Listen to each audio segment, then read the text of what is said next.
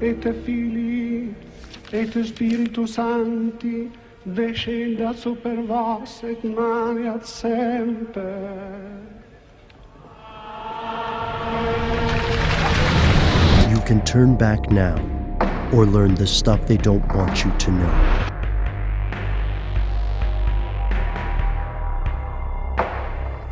Here are the facts.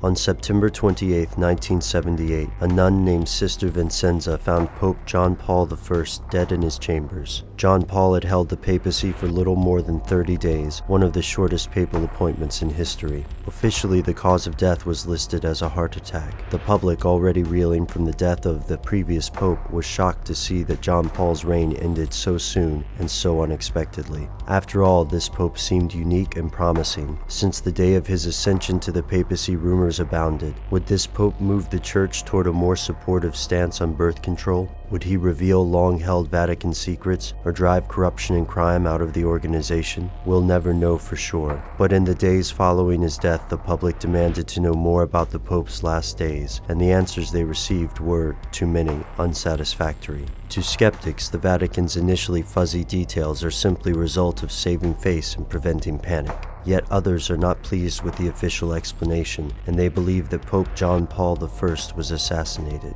Here's where it gets crazy.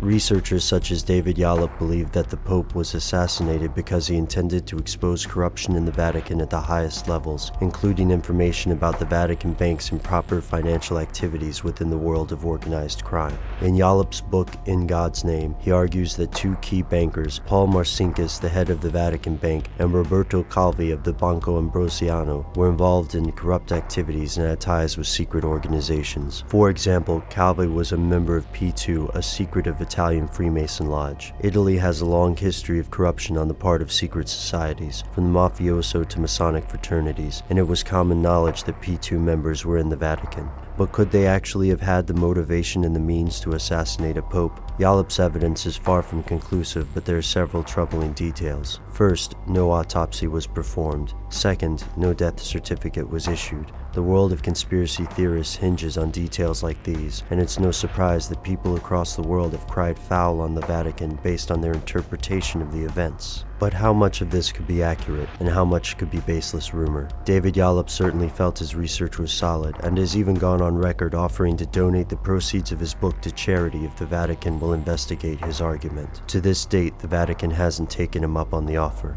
However, other, more skeptical authors have challenged Yallop's key points, including possible errors in the initial Italian reports of the Pope's death. The conspiracy theories surrounding the motivations for a possible assassination have a basis in truth.